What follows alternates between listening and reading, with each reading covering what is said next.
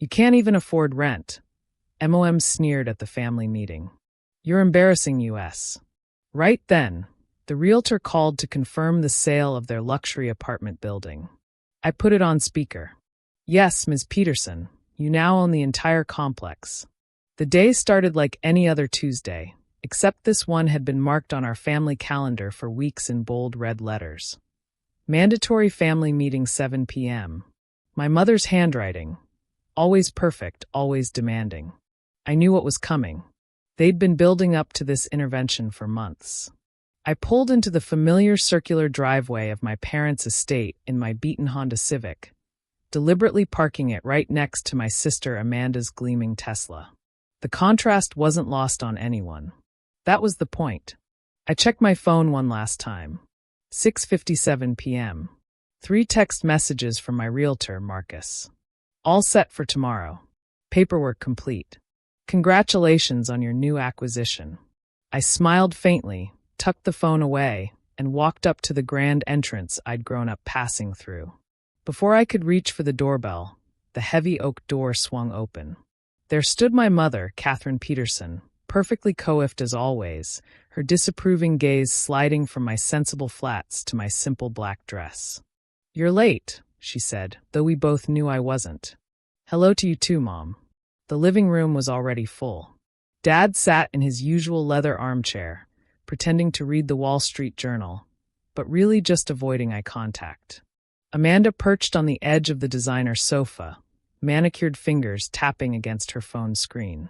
Her husband James lounged beside her, radiating that particular smugness that came with marrying into money and never letting anyone forget it. "Olivia," Amanda said, barely glancing up. "We were starting to wonder if you'd show." I took a seat in the straight-backed chair clearly left for me, the only uncomfortable piece of furniture in the room. Strategic positioning. Classic Mom. Place the target where everyone can stare them down.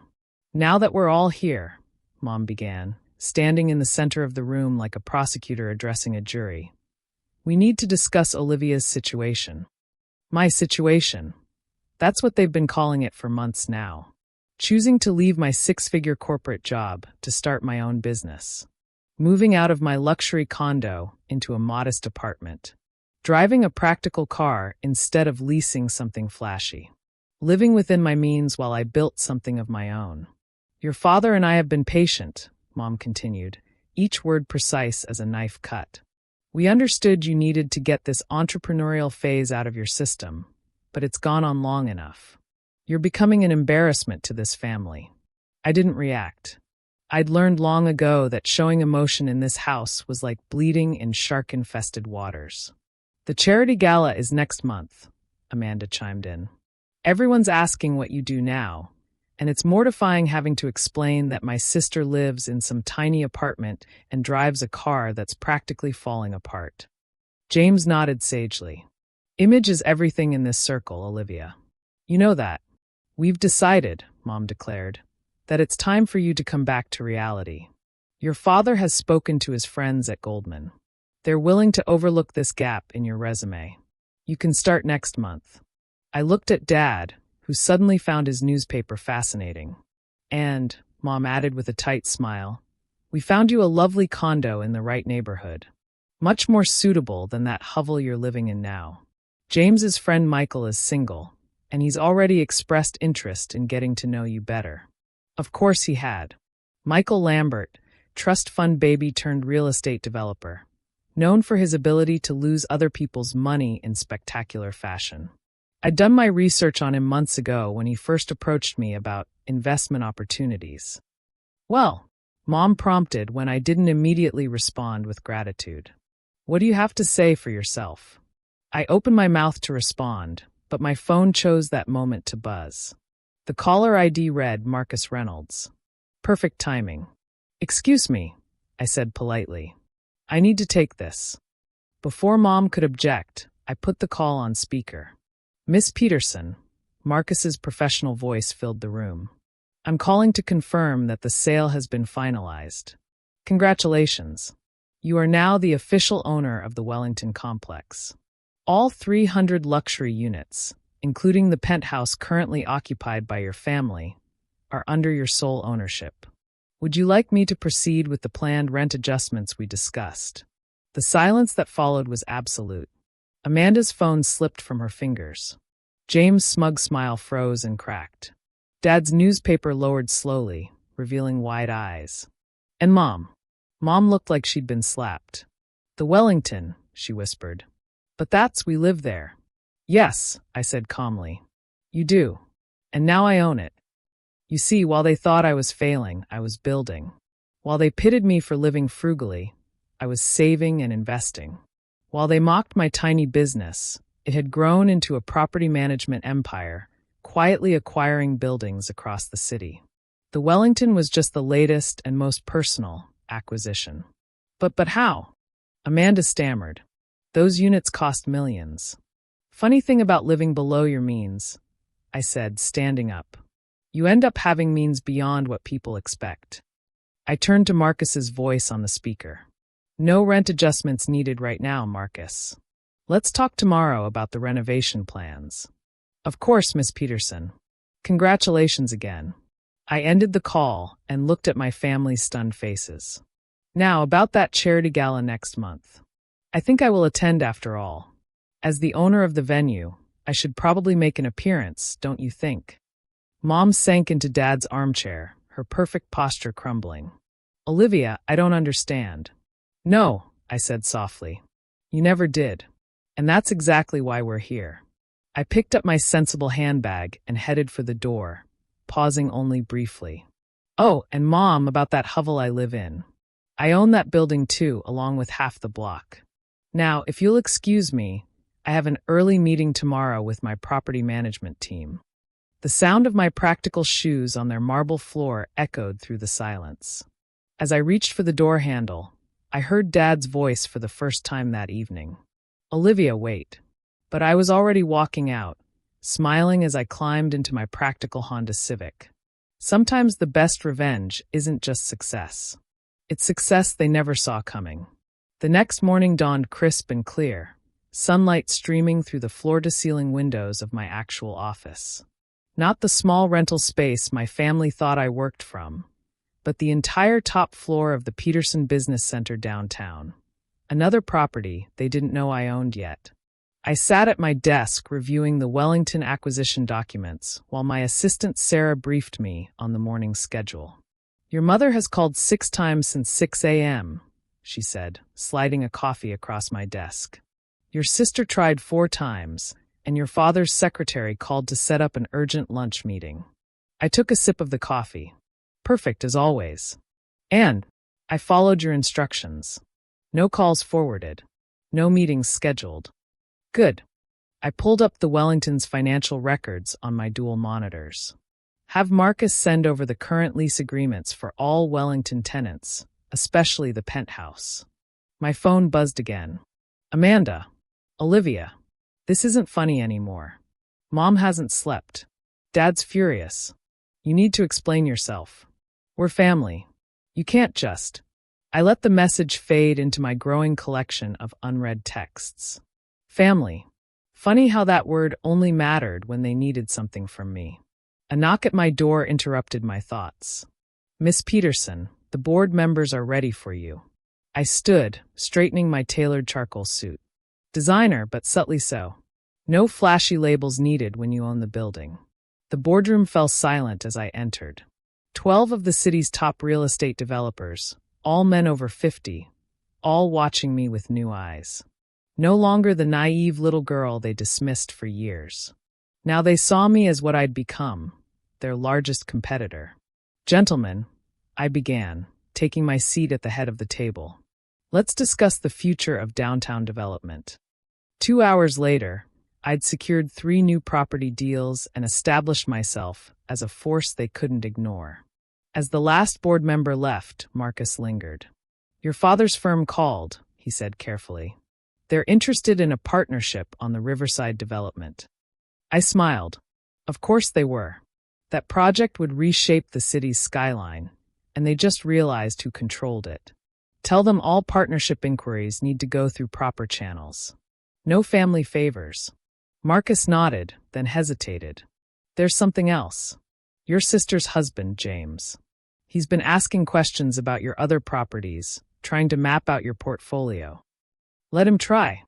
I turned to look out over the city, my city, increasingly. He'll only find what I want him to find.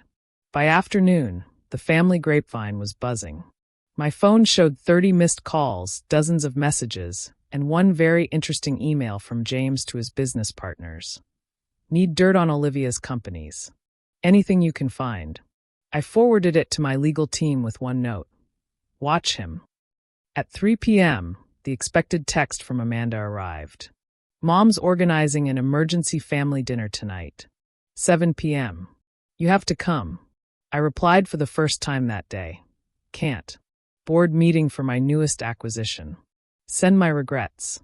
There was no board meeting. Instead, I had a private dinner scheduled with George Lambert, Michael's father and the city's biggest developer. The man my mother had been trying to get an audience with for years. The restaurant was exclusive, the kind of place that didn't list prices because if you had to ask, you couldn't afford it. George was already seated when I arrived. Olivia, he stood, greeting me warmly. I have to admit, I've been looking forward to this. Not often someone builds an empire right under my nose without me noticing. I took my seat, accepting the wine list from the sommelier. Sometimes the best moves are the quiet ones. Indeed, he studied me thoughtfully. Your family seems quite surprised by your success.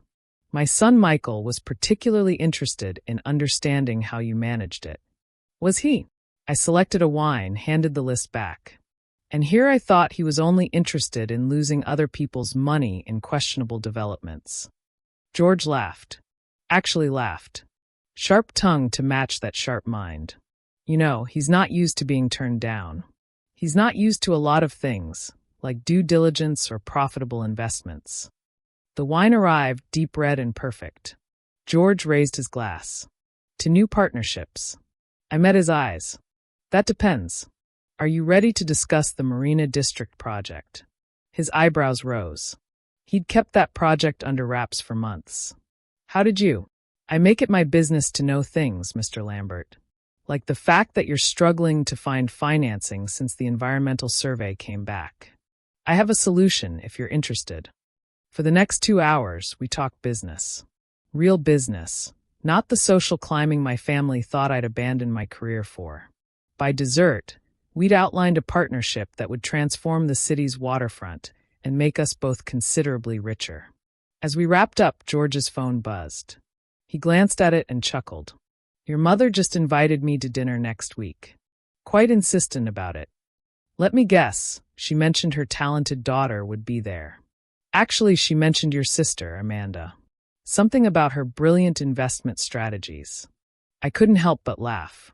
Mom was still playing matchmaker, still pushing Amanda forward as the family success story. She hadn't realized the game had changed. Give her my regrets, I said, standing. I'll be in Singapore next week closing a deal. George stood as well, extending his hand. You know, Olivia, I've been in this business 30 years. Made my fortune the old-fashioned way, family money and connections.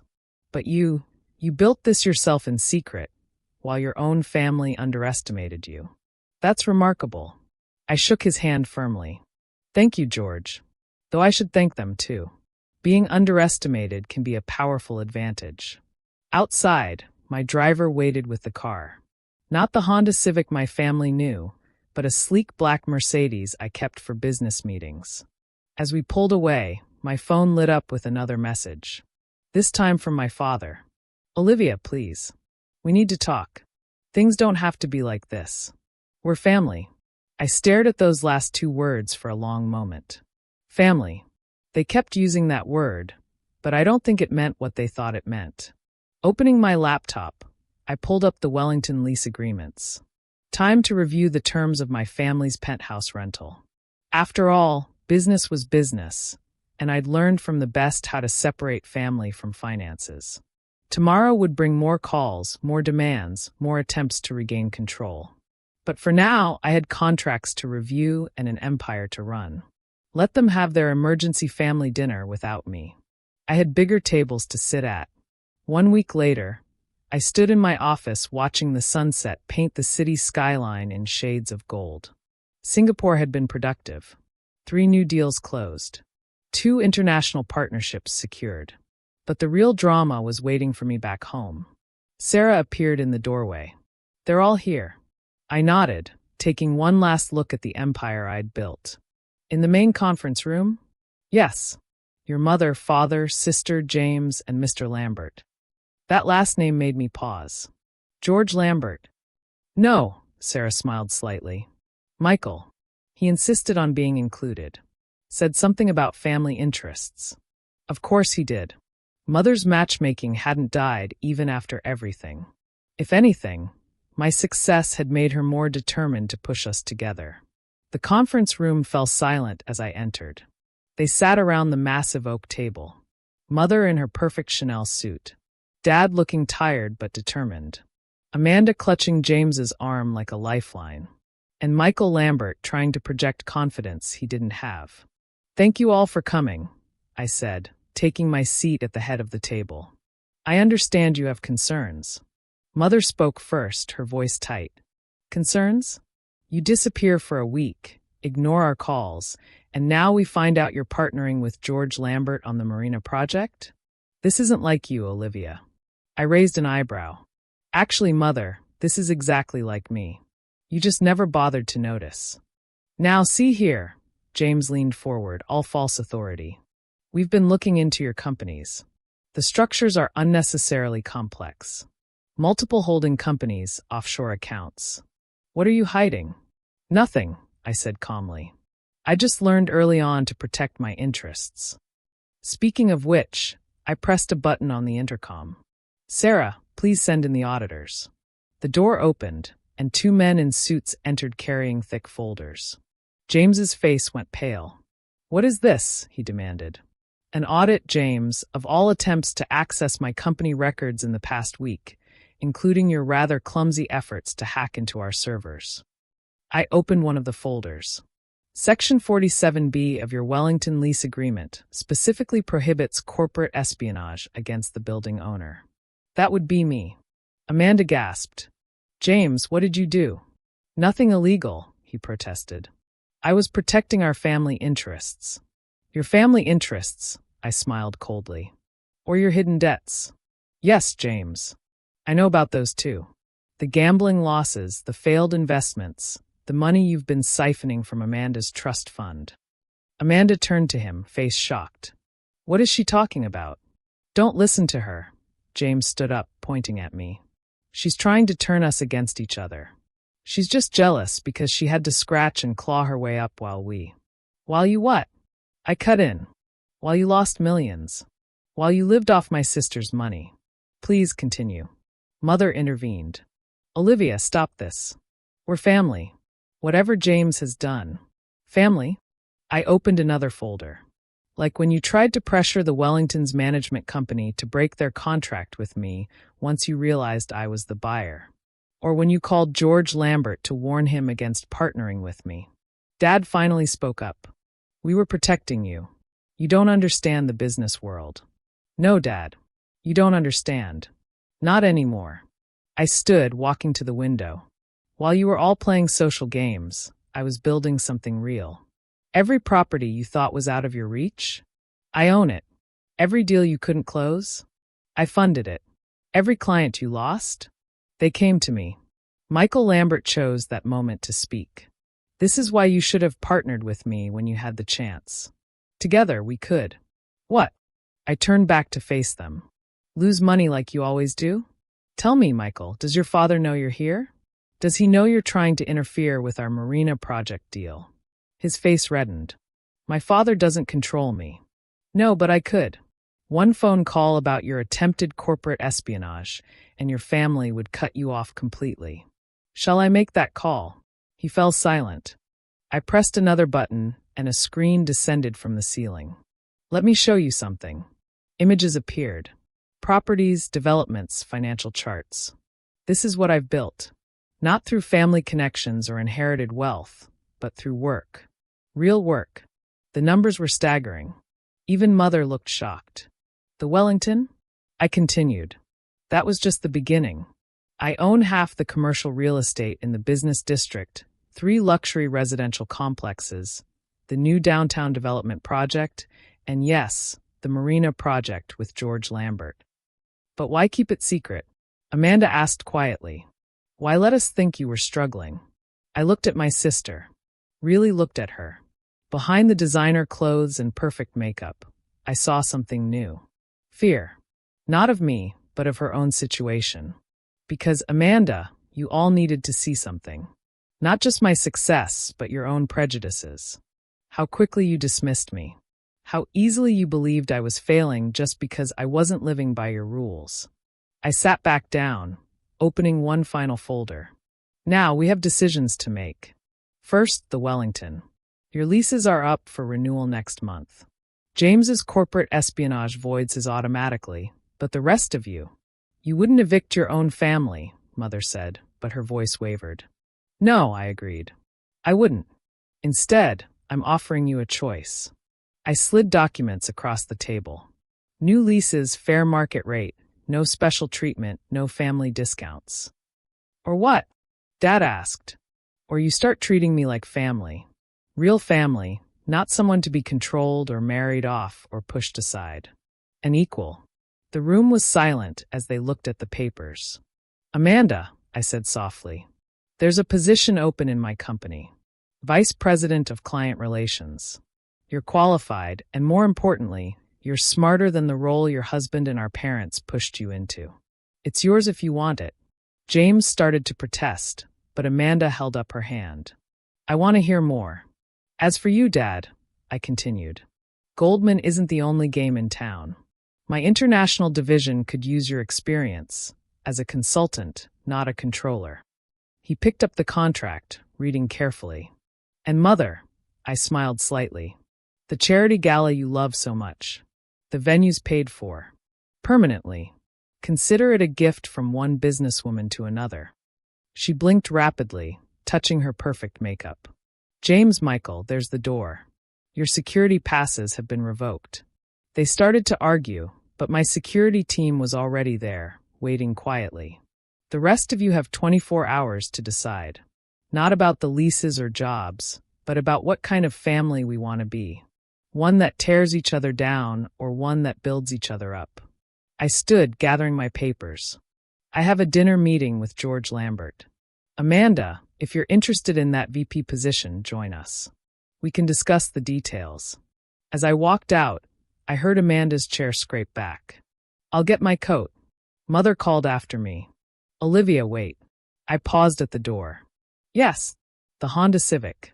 Was that just for show? I smiled. No, Mother, that's my car. Because success isn't about what you drive or where you live. It's about what you build. I checked my watch. Now, if you'll excuse me, I have an empire to run. The next morning, I arrived early at my office. Sarah met me with coffee and updates. Amanda accepted the position. Your father's reviewing the consulting contract, and your mother. Yes, she's in the lobby. Says she wants to learn. Really learn this time. I looked out at my city, thinking about family, power, and the quiet strength it takes to succeed on your own terms. Send her up, I said. It's time for some real family business. Sometimes the biggest victories aren't in what you own, but in what you change. And as I watched the sun rise over my city, I knew the real work, the work of rebuilding my family into something stronger, was just beginning. But this time, we'd build it together on my terms.